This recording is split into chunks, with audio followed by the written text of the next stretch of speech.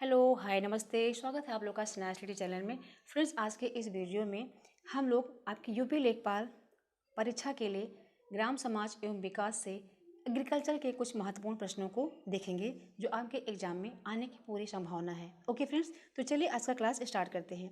तो इसका पहला क्वेश्चन है कि national centre for agriculture economics and policy research कहाँ पे है ये आपके? तो ये आपके नई दिल्ली में है, मतलब कि कहाँ पे है? नई दिल्ली में है। सेकंड क्वेश्चन है, भारत में फसल बीमा योजना का प्रारंभ कब किया गया? तो फसल बीमा योजना प्रारंभ कब किया गया है? ये आपके 1985 में किया गया है। व्यापक फसल बीमा योजना के स्थान पर राष्ट्रीय कृषि बीमा योजना लागू कर दी गई है। मतलब कह रहे हैं कि जो फसल बीमा ऊपर मैंने पढ़ाया कि फसल बीमा योजना का शुभारंभ कब किया गया? तो 85 में किया गया, 1985 में। तो कहते हैं यहाँ पर फसल बीमा योजना के स्थान पर या राष्ट्रीय कृषि बीमा योजना लागू कर दी गई। तो कब लागू की गई है? वो आपके 1999 में लागू की गई है। ओके फ्रेंड्स, उत्तर प्रदेश में किसान बही योजना कब लागू की गई है? तो ये लागू की गई है आपके 1992 ईस्वी में।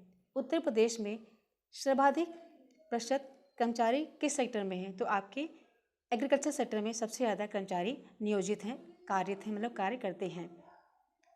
किस वित्तीय वर्ष के संघीय बजट में, मतलब कौन सा ऐसा वित्तीय वर्ष के संघीय बजट में राष्ट्रीय कृषि बीमा योजना को खरीफ फसल पर लागू किया गया था?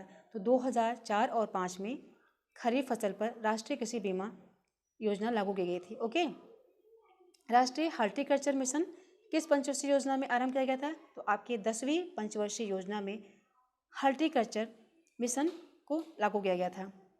कौन सी फसल है जो राष्ट्रीय खाद्य सुरक्षा मिशन से आच्छादित नहीं है? तो वो है आपके मोटे अनाज, क्योंकि राष्ट्रीय जो आपका जो राष्ट्रीय खाद्य सुरक्षा मिशन है उसमें जो है दाल, गेहूं और चावल है। क्या है? दाल, गेहूं और चावल को ही शामिल किया गया है। ओके, फिर मोटे अनाज को शामिल नहीं किया गया है। फिर सब्जी वाली फसलों के लिए कौन सा बाजार है वो उपयुक्त है? तो अल्पकालीन, क्योंकि सब्जी के लिए जो बाजार होता है वो अति अल्पकालीन होता है। ओके फ्रेंड्स, आई होप आपको मेरा वीडियो पसंद, तो please like, comment and share. Then यहाँ पे है कि हरित क्रांति के सर्वाधिक लाभान्वित हुए कौन से राज्य हैं? तो सबसे ज़्यादा लाभ हुआ है आपके पंजाब, हरियाणा और पश्चिमी उत्तर प्रदेश को। ओके फ्रेंड्स, कृषि करने की प्रक्रिया जो पर्यावरण संरक्षण में सहायक होती है कौन सी है? वो जैविक कृषि है, खेती है। नफेड किससे संबंधित है? तो नफेड आपके कृषि विपणन से संबंधित है। कृषि लागत और मूल्य आयोग का उद्देश्य क्या है? तो कृषि लागत और मूल्य आयोग का उद्देश्य है कृषि मूल्यों का स्थिरीकरण करना। ओके फ्रेंड्स, कारखानों के न्यूनतम समर्थन मूल्य की संस्तुति कौन देता है? तो ये आपका कृषि लागत एवं मूल्य आयोग देता है। भारत में कृषि को वित्त देने वाली संस्था का नाम क्या है? तो नाबार्ड है। तो भारत में जो कृषि को जो वित्त देने वाली संस्था कौन है? वो है आपका नाबार्ड है। ओके फ्रेंड्स, भारतीय कृषि की निम्न उत्पादकता का कारण क्या है? सहकारी कृषि है। ओके फ्रेंड, तो कह रहे हैं कि भारत सरकार ने कीमत स्थिरीकरण कोष की स्थापना का निर्णय लिया। तो किसके लिए, कौन सी फसल के लिए? तो 2 फसल के लिए लिया है। कौन सी 2 फसल हैं? काफ़ी और चाय। जो काफ़ी और चाय उत्पादकों के लिए भारत सरकार ने कीमत स्थिरीकरण कोष की स्थापना का निर्णय लिया है।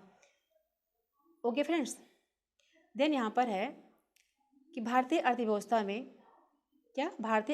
में कृषि का महत्व उसके किसमें योगदान से जाना जाता है?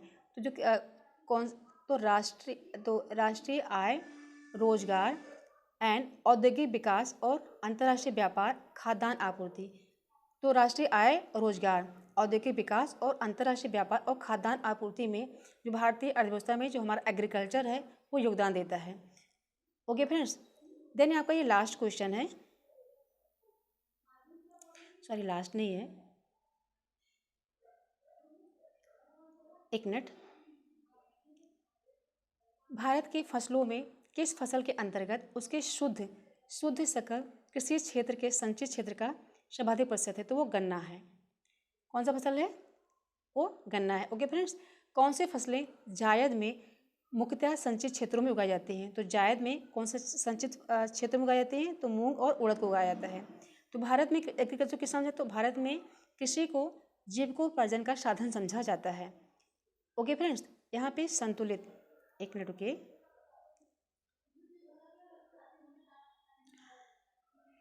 संतुलित उर्वरक प्रयोग किए जाते हैं। किसके लिए प्रयोग किए जाते हैं?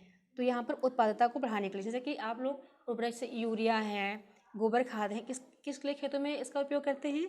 तो उसकी उत्पादकता को बढ़ाने के लिए, खाद की गुणवत्ता को बढ़ाने के लिए, उन्नत करने हेतु एवं भूमि की उत्पादकता बनाए रखने हेतु आप उसका उपयोग करते हैं। ओके, तो केरल तट, तमिलनाडु तट, तेलंगाना और विदर्भ में दक्षिण भारत में उच्च कृषि उत्पादकता का क्षेत्र कौन सा है? तो उसमें आपका तमिलनाडु तट है। ओके ओके फ्रेंड्स, एक मिनट। भारत में जो ठेकेदारी कृषि को लागू कहाँ, किस राज्य में किया गया था? तो भारत में जो ठेकेदारी कृषि वो आपके पंजाब राज्य में लागू किया गया है। मैक्रोनी गेहूं है, तो ये इसकी खेती कहाँ की जाती है? तो मैक्रोनी गेहूं को सबसे उपयुक्त किन परिस्थितियों के लिए है? तो वो जहाँ पर वर्षा की कमी हो, जहाँ पर सूखा होता है, जहाँ पे जल की कमी होती है, जैसे असिंचित परिस्थितियों के लिए। ओके फ्रेंड्स, देन गेहूं, चावल, चीनी एवं दाल में से समानता किसका भारत में निर्यात नहीं होता है? तो वो आपके दालों का। ओके फ्रेंड्स, निर्यात का और आयात का मतलब आप जानते होंगे। निर्यात का मतलब होता है भारत जो अपने सामान को बाहर भेजता है, ठीक है, और आयात का मतलब होता है भारत जिन सामानों को खरीदता है। ओके फ्रेंड्स, तो यहाँ पे ट्रिकेल 2 के बीच का संकर क्या है? तो यहाँ गेहूं और राई। ओके फ्रेंड्स, आई होप आपको मेरा वीडियो पसंद, तो please like, comment and share. Okay friends, किस पंचवर्षीय योजना में कृषि ऋणात्मक विकास प्रदर्शित किया है? तो वो आपकी कौन सी पंचवर्षीय योजना है? वो आपकी तीसरी पंचवर्षीय योजना में जो एग्रीकल्चर का जो डेवलपमेंट था वो क्या था? नेगेटिव था। ओके फ्रेंड्स, प्रधानमंत्री द्वारा प्रस्तावित द्वितीय हरित क्रांति में सम्मिलित नहीं है, तो क्या है वो? कृषि में विदेशी मुद्रा के सीधे निवेश को प्रोत्साहन। वर्ष 2006 में पारित अधिनियम के अनुसार सूक्ष्म उपकरणों के लिए निवेश की सीमा क्या है? 25 लाख। 25 लाख से 2006 के अधिनियम के अनुसार आप सूक्ष्म उपकरणों के लिए निवेश की सीमा है। ओके फ्रेंड्स, यहाँ पे कहा गया कि आप निम्न कथन से हम क्या समझते हैं? भारत ने राष्ट्रीय खाद्यान्न सुरक्षा प्राप्त कर ली है परंतु पारिवारिक सुरक्षा प्राप्त नहीं की है। तो इसका मतलब है कि खाद्यान्न स्टॉक प्राप्त है परंतु सभी परिवारों को उसे प्राप्त करने की सामर्थ्य नहीं है। ओके फ्रेंड्स, हमारे पास सामान तो बहुत ज़्यादा है पर उसे हर कोई प्राप्त नहीं कर सकता है। कृषि मूल आयोग की स्थापना कब की गई है? तो कृषि मूल आयोग की स्थापना 1965 में की गई है। ओके फ्रेंड्स, वह मूल्य जिस पर सरकार खाद्यान्न का क्रय करती है तो कौन सा है? MSP यानी कि न्यूनतम समर्थन मूल्य है। ओके फ्रेंड्स, राष्ट्रीय कृषि तकनीकी परियोजना का पोषण भारत में जिस अंतर्राष्ट्रीय वित्त प्रदायी अभिकरण द्वारा होता है तो वो क्या है? आपका वर्ल्ड बैंक है। ओके फ्रेंड्स, तो आई होप आपको मेरा वीडियो पसंद, तो please like, comment and share. Viticulture है, तो विटीकल्चर किससे संबंधित है? तो विटीकल्चर आपके अंगूर के उत्पादन से संबंधित है। आठवीं योजना पंचवर्षीय योजना के अंतर्गत योजना आयोग ने भारत को कितने प्रमुख कृषि जलवायु प्रदेशों में विभक्त किया है? तो वो आपके 15 जलवायु प्रदेशों में विभक्त किया है। भारतीय हरित क्रांति की जन्मस्थली कहाँ पे है? पंतनगर में है। पंतनगर कहाँ पे है? उत्तराखंड में है। ओके फ्रेंड्स, भारत में एक मिनट, भारत में हरित क्रांति की जन्मस्थली कहाँ पे? पंतनगर में है। तो भारत में हरित क्रांति जब आरंभ हुई थी तो उससे संबंधित थे Indira Gandhi, M Swaminathan and C Subramaniam. जो M स्वामीनाथन है ये आपके भारत में हरित क्रांति के जनक कहे जाते हैं। ओके, तो जो यहाँ पर जो मैक्रोनी है जो गेहूं में सबसे उपयुक्त किन परिस्थितियों के लिए होते हैं? तो आपके असिंचित, जहाँ पर सूखा होता है, जहाँ पे आपकी पानी की कमी होती है, तो वहाँ पे मैक्रोनी गेहूं की खेती की जाती है। गेहूं, चावल, चीनी एवं दालों में से समानतः किसका भारत निर्यात नहीं करता? तो दालों का है, और ये मैंने आपको पढ़ा दिया है। किसी उत्पादों की मांग पाई जाती है कहाँ पे? तो अस्थायित्वहीन पे। ब्लास्ट, टिका, डस्ट, जैसे कौन सा गेहूं की फसल रोग है, तो वो रस्ट है। रस्ट जो है आपके गेहूं फसल के रोग हैं। ओके फ्रेंड्स, तो आई होप आपको मेरा वीडियो पसंद, तो please like comment and share.